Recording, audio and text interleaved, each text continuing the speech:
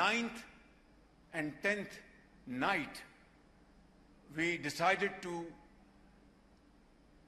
respond in a measured fashion to Indian aggression, and we had decided that at 4:30 in the morning after Fajr prayers, Pakistan armed forces, led very ably by our Field Marshal, Chief Army Staff sitting here, Sayyid Asim Munir, to teach a lesson to our enemy. But before that hour reached, India again launched missile attacks, Brahmos, and hit Pakistan's various provinces, including airport in Rawalpindi and other places. The attack on these key Paki air bases was viewed as both strategic and symbolic, as the base lies close to the Pakistan Army's headquarters and serves as the command center for air mobility operations. These operations include Saab aerial airborne early warning systems, C-130 transport aircraft, and Illinois 78 mid-air refueling planes, which are critical for logistics, surveillance, and operational coordination.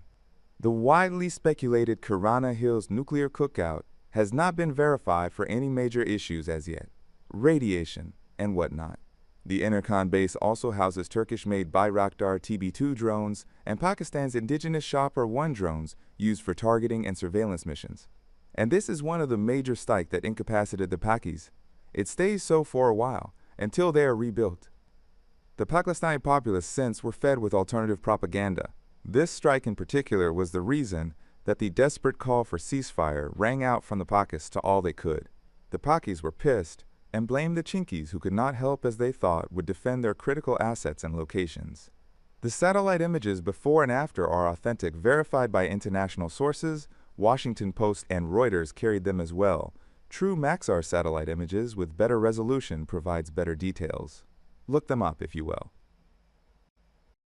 The effectiveness of Brahmos missiles became evident early on.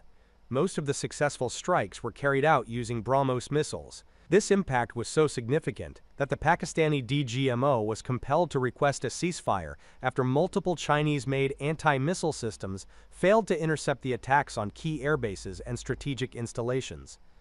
At that point, it became clear that they were essentially sitting ducks. While India, under Prime Minister Modi, made several strategic errors leading up to the operation, including during the lead-up to the terrorist camp strikes, these missteps were noticeable. Surveillance and intelligence from multiple sources confirmed that these activities were picked up both audibly and visually. This also explains how Chinese radars and interception systems were able to detect and anticipate the movements and intentions of Indian pilots. Indian fighter jets loitered in the airspace for nearly an hour, gathering reconnaissance data. This prolonged presence provided the Chinese with ample time to assist the Pakistanis in coordinating and locking on to Indian offensives. Once again, the lesson is clear. Covert operations, including cloaking, masking, and maintaining strict operational silence, not just to confuse Pakistani and Chinese forces, but to gain strategic surprise, are essential. One must always first know what not to do. The right course of action follows naturally from here on. Had India been able to execute these elements properly, the outcome could have included the neutralization of more terrorists, emerging militant elements, and enemy installations, all with significantly fewer losses in aircraft and its own critical assets.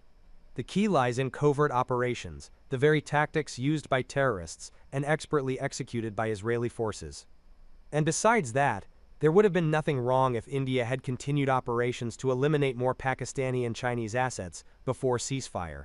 All things are just as fair in open fighting/killing.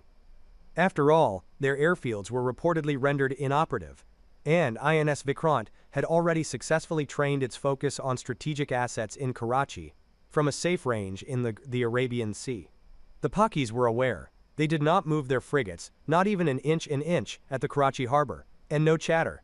They quietly sat there, huddled up, in a pack of three. That was a sight to go back and see on satellite images. Taiwan has placed several hundred orders of Brahmos with India. The Brahmos comes in several versions. China will not be able to intercept the Brahmos.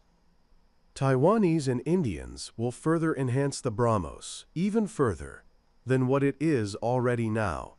Both Pakis and the Chinks are now really screwed.